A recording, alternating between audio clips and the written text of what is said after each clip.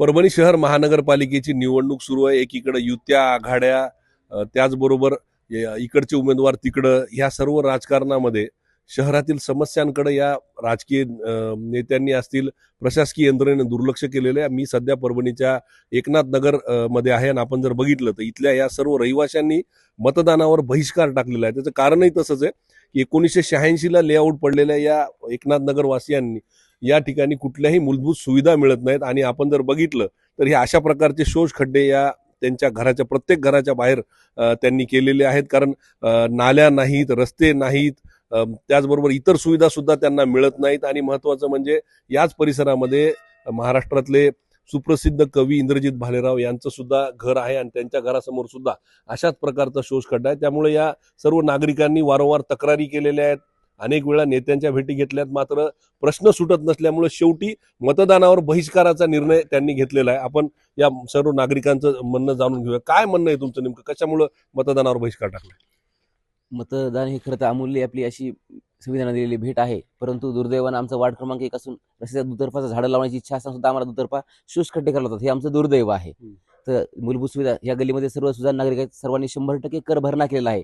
त्यामुळे आम्ही प्रशासनाला विनंती केली वारंवार, आयुक्त महोदय असतील, आमदार महोदय, खासदार महोदय यांना वारंवार विनंती करून अर्ज लेखी देऊन भेटी घेऊन सुद्धा आमचा मार्ग निघाले नाहीत. आमची एवढी इच्छा आहे की वार्ड क्रमांक 1 असताना यामध्ये रस्त्याच्या दुतर्फा नाल्या करण्यात याव्या, जेणेकरून लोकांचं आरोग्य धोक्यात येणार नाही. आपण जर पाहिलं शोष खड्डे आहेत, यात बऱ्याचदा लेकरं खेळताना त्या वस्तू पडतात, त्यामुळे लेकरांचं वारंवार आरोग्य धोक्यात येतं. मच्छरांची पैदास खूप मोठ्या प्रमाणात होते.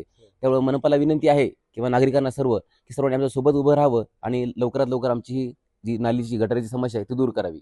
एकच समस्या आहे काका, म्हणजे एकच समस्या आहे का दुसऱ्या पण काही समस्या आहे?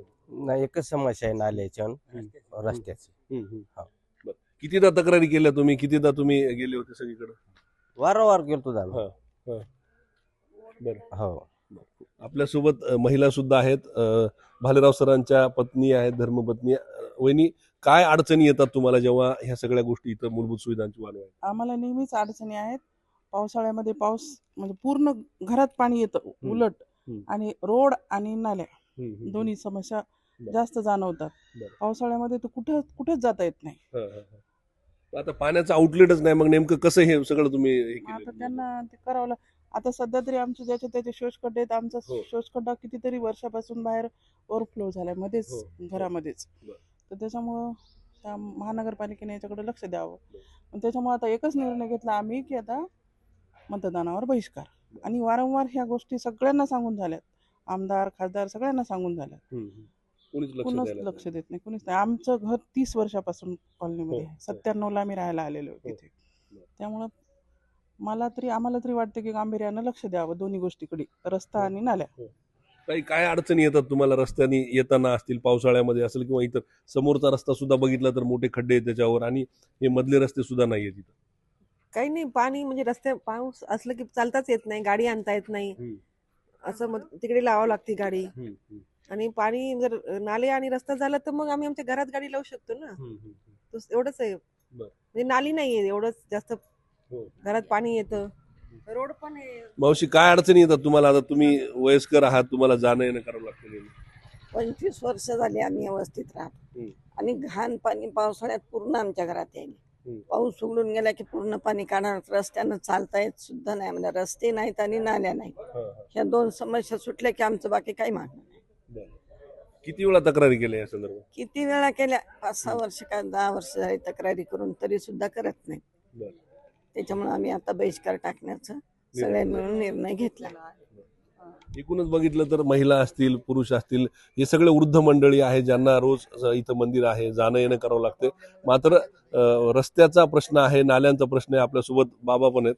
मला सांगा, काय अडचणी येतात आता तुम्ही? अडचणी आम्ही 40-35 वर्ष झाले तिथे राहिलो, एकही सुविधा नाही. कर आमचा येत्या मार्च पासून भरलेला क्लिअर आहे, आणि पुन्हा आम्हाला वरून शोष खड्ड्याचा करावा लागतो. हे कोणता न्याय? नसता आम्हाला, तुम्हाला जर होत नसलं, जे आम्ही आजपासून जे घरपट्टी भरली ती आम्हाला दरमास प्रति शेकडा 10 रुपये प्रमाणे वापस करण्यात यावी.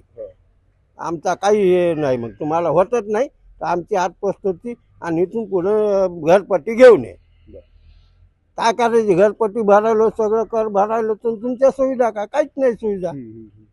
आम्ही कोणाला वैयक्तिक भांडण आम्ही प्रशासनाला भांडायलो. आम्ही कोण्या एकाही नेत्याचं नाव टाकलं नाही ना काही नाही, पण नेते आमच्यावर डाफरलेले आहेत, कारण येईना पुढाकार घेतला. काय त्याच्यामुळे सुविधा नसतील तर साहजिक आहे ना, रोष तर जर होणार. त्याने सुविधा दिली तर आम्हाला कोणाचं काय, कोणी उभा राहा काही करा, आम्हाला गरज नाही त्याची. पण आमच्या सुविधा काहीच नाही, झिरो आहेत. बरोबर. एकूणच बघायला गेलं तर मोठ्या प्रमाणावर नाराजगी जी आहे ती या स्थानिक एकनाथनगर वासियांची आहे. कारण आपण जर बघितलं तर मुख्य रस्ता नाही, त्याचबरोबर मधले रस्ते जे आहेत ते 1986 नंतर सुद्धा आजतागायत झालेले नाहीत.